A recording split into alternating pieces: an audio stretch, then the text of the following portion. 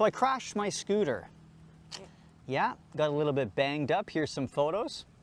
Not too bad, but you know, enough to kind of scare you a little bit. And I thought I would never ever ride again. You know, that I'm done. I'm too scared, I'm gonna get hurt. But this was back in 2022. And for the last month or so, my confidence on a bike has only increased. I haven't fallen. I feel very comfortable. And this sort of progression got me thinking a lot about how it relates to a herpes diagnosis.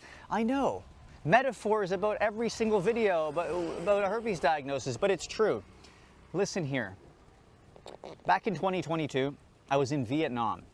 It was my first day ever riding a scooter. I had no idea how to do it. I just told the lady at the hotel, like, yeah, I know how to ride a scooter. I'll figure it out. I was like shitting my pants the first 10 seconds because like, if you don't have a good, I guess, control over the throttle, you can like fly off and it's all about balance, and I had never ridden a motorcycle and it was all new for me.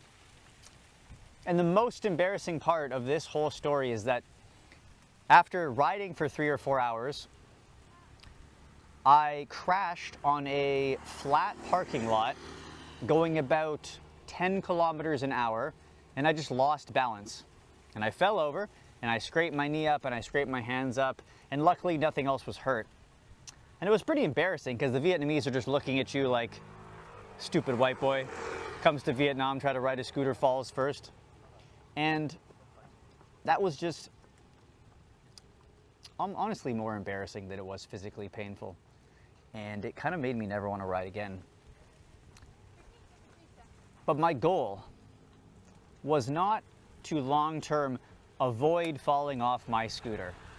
My goal was, how can I get better? How can I improve? How can I act despite my fear and actually see progress? And now I feel totally comfortable. And this is exactly what happens when it comes to dating with herpes, or at least even pondering the thought of dating with herpes. Because let's say that a scooter crash is a bad reaction or a rejection, or maybe you just ghosting your partner because you don't want to disclose. And the problem is that we let fear hold us back from ever taking action and getting what we want. And we think that when someone says nasty words to us, it's like getting banged up when we fall on the ground, and it makes us fearful to put ourselves out there again. But you have to consider the fact that you might never feel confident and be ready to go and date prior to actually going and dating and building that confidence. So for me, to relate it back to the scooter thing, like I could think that I can know how to ride a scooter. I can like wear knee pads and like buy those. But until I actually get back on the scooter despite that fear and drive, obviously maybe in like safer conditions or somewhere that doesn't seem too intimidating, I'm never gonna build up the confidence to feel fully ready like I am now. And it's this weird like reverse, I guess, I don't even know how to explain it, but we say, I'll date when I'm ready, but you only become ready by dating. And or like, oh, I'll go to the gym when I'm in better shape because I don't want people to see me out of shape. But it's like you can't get in shape unless you go to the gym first. Circular, doesn't make any sense. And I started thinking too about how you could get pretty badly hurt. You could also probably die in like a pretty dangerous scooter accident. But you're never going to die, even if it feels that way, if somebody rejects you. And it's just so interesting because I think that our caveman brains are just trying to protect us from being alone, because being alone equaled death. But now it's almost working against us, where everything goes back to the caveman video, where it's like, you know, you can survive on your own, so the sting of rejection actually pains us to find a partner instead of pains us to go and find a partner. Know what I mean?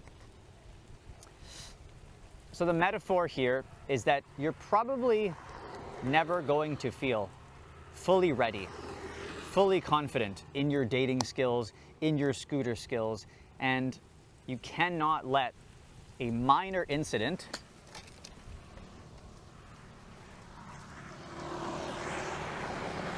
we're going to keep this going. You cannot let a minor incident, like the camera falling down, derail you or detract you from what you actually want. Now let me just see how close this is over here. Okay, that's not too bad. So I'll bring you guys over here. So I want you guys to actually try. Move this over here so you guys can see my face. Do not let not being ready, do not let fear, do not let your expectations that everyone's going to accept you prevent you from actually putting yourself out there. Because just like how I fell, just like how a lot of people fall off their scooter when they're inexperienced, you cannot expect to be amazing at dating with herpes or amazing at disclosing the first time. You know, my first disclosure, I literally used Google Translate because I was like, she was from Korea. I got to make sure she understands. This is also an easy way for me not to say it out loud because the H word still kind of scares me. And from there, once I got that good reaction, you know, once I rode the scooter and didn't fall again, my confidence increased incrementally. And I think that it may take some inner work initially, which is why I always tell people they should go through a 3-step process, which is getting educated about herpes so you feel confident in your knowledge, detaching from the stigma, understanding what it's truly about, then building back your confidence through building your self-worth and getting back in the gym and becoming the best version of yourself so that when you go into disclosure, it seems effortless. If you want some help with that process, there's a link in the description box to a free video. It's going to walk you through how I help my coaching clients achieve that same result. And when you have the progression in mind, when you're actually taking steps towards getting back into dating, so you're like, okay, maybe I am going to get educated. Maybe I do have this. Maybe I do have to practice a little bit on the scooter. Maybe wear a helmet. Maybe prepare myself as best as I can for unfortunate things that might happen or inevitable things that might happen, because then you're able to cushion the blow, physically or metaphorically, whether it's dating, and realize that oftentimes we suffer more in imagination than in reality. We think that dating is going to be this like terrorizing, life-ending activity, where in reality, I would much rather be left on red by a girl I disclose to than basically get what they call a Bali tattoo, which is where you remove all your skin on the ground after a fall. So essentially, you're never going to feel ready. You're never going to feel confident, but you build confidence and you build readiness by facing your fears and taking action. And small little steps like that, day in, day out, are going to build confidence. And the crazy thing too is now, sure, I might regress if I don't hop on a scooter for a while, but I feel much more confident, like a baseline level. And that happens too with your herpes diagnosis. There's not a single day that goes by now where I look back, like I sort of, what am I trying to say? I fall back into negative thoughts. No.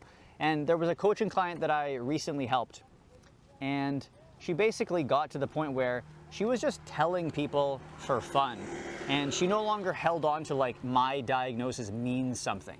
And when it no longer means something, when it's just something you can talk about so casually, when it's not something that can be used against you, and when you realize that herpes is incredibly common, you have all these things to offer, and someone who is going to just sideline you, despite all the things you have, just because you have herpes and you're being honest, you're gonna look at them and say like, you're missing out on me.